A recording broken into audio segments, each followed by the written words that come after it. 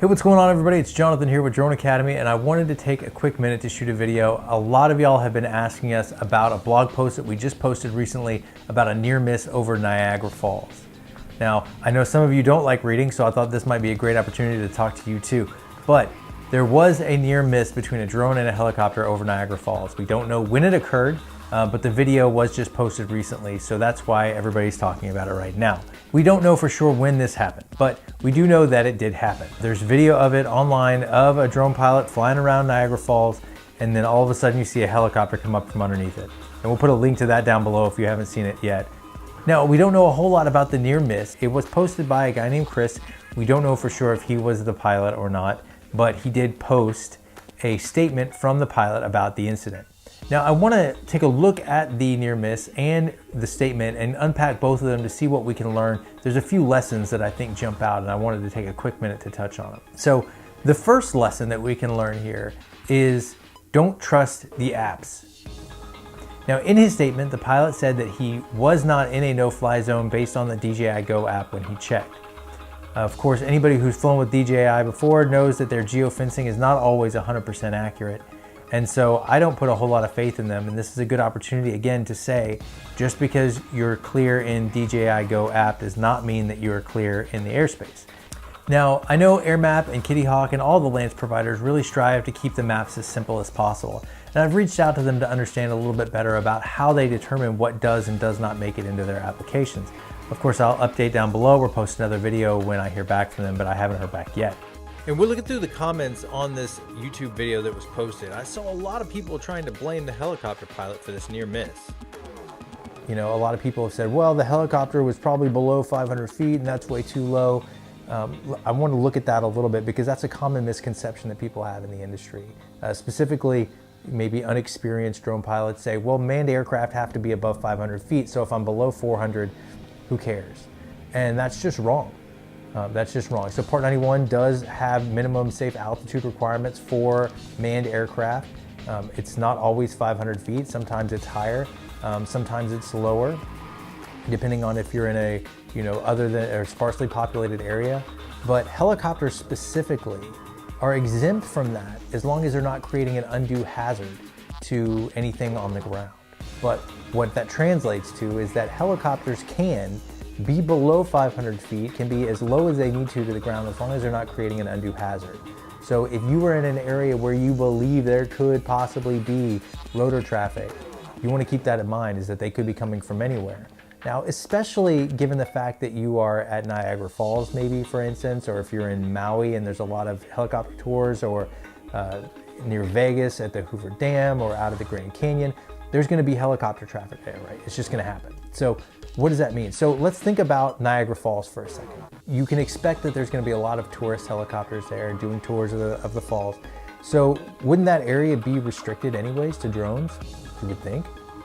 So the DJI Go app obviously wasn't accurate, but what about some of the other apps? There's Kitty Hawk, there's AirMap, there's Skyward. There's all these other resources that can help you get lance approval if you need it, but also just understand the airspace around you.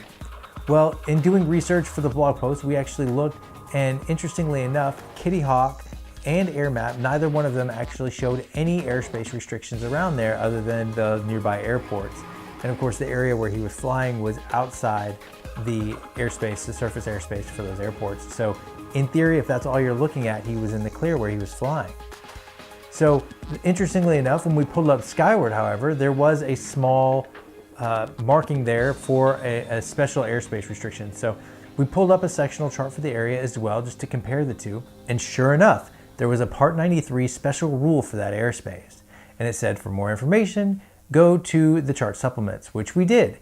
And searching through the chart supplements for that area, we found a 2-page special rule about Niagara Falls specifically. And in those special rules, there was a note saying that VFR flights, which all drones are, under 3,500 feet was prohibited. So what that tells me, and anybody else who bothers to read it, is that there are no drone flights below 3,500 feet over Niagara Falls. So that essentially makes Niagara Falls a no-fly zone for drones. But you don't see that anywhere else.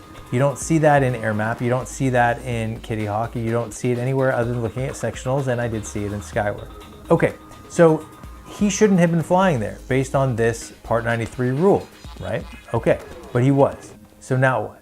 So there's a few other things that we can learn from there aside from the fact that you can't trust the apps. Number 2 is that you should always maintain visual line of sight with your aircraft. Now he says in his statement that he was looking at his controller and at his screen on his device rather than watching the aircraft, and that's why he didn't see what was happening. It's a good point to bring up that you should always have a good scan between your aircraft, the surrounding airspace, and your mobile device. So obviously you're going to be looking at your video feed and your flight metadata on your controller, but you also want to make sure that periodically you're moving from your screen to your drone to the surrounding airspace, right? That's a general scan that you're going to want to pick up and practice over time so that it becomes habitual when you're flying. And this way you can not only ensure that you're watching your drone's feed and making sure that you're setting up the right shots, but also that you have an eye on your drone and any hazards that might be near it. And of course, you want to look out for other aircraft that could be incoming. So that's another important lesson we can learn, is that make sure you don't have your head down. You want a good scan at all times while you're flying. A tool that I've been using a lot lately that I think is actually pretty cool, and I know some people when they try it, they love it. Epson makes a pair of glasses called the MoveReo. They are AR type glasses where you can actually project the metadata and your video overlay and all your flight data on these glasses that you're wearing, and you can still see through them to see your aircraft.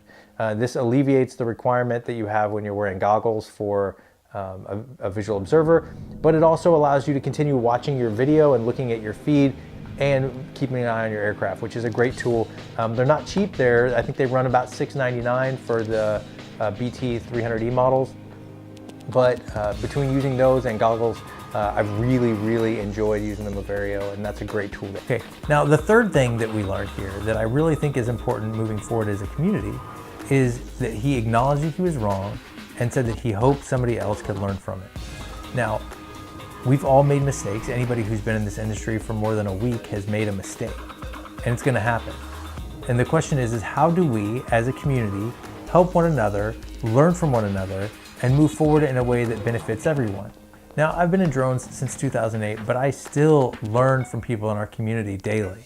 If you're not humble enough to be willing to learn, you're never gonna get any better. So I don't care how long you've been doing it, there's someone out there that you can learn from. So being willing to learn. We also have to be brave enough to speak up when we see something wrong. The FAA has shown that they're not willing or unable to fully enforce the rules, so it really does lie on us as a community to help self-police. Now, you don't have to be snotty about it or rude or arrogant, but it is important to always make sure that we hold each other accountable as a community. So those are the 3 big lessons that I think we can learn from this specific incident in this video. 1 is always use sectionals. The apps are great and they're getting better every day, but they just can't be trusted 100% to really have a great picture of the overall airspace situation. 2, always scan properly between your controller, your aircraft, and the surrounding airspace. And in doing so, make sure that you maintain visual line of sight with your aircraft at all times. And 3, be humble, acknowledge when you make mistakes, and be willing to work to make things better. So what do you think? Is it the responsibility of the apps to tighten up their airspace and no-fly zones? Or should remote pilots be forced to look at sectionals like manned aviators have been doing for decades? Also, have you ever made a mistake flying? And if so, what did you learn from it? We'd love to hear more in the comments below. Like I said, we've all made mistakes, and sharing those mistakes helps us only get better. So don't be shy, share them down below. And if you love drones as much as we do, subscribe to our channel. We've always got new training, news, and reviews coming out for all things drone. And check us out over at DroneAcademy.com, where we have free Part 107 practice exams and a bunch of training material to get you started. So until next time, have fun and fly safe.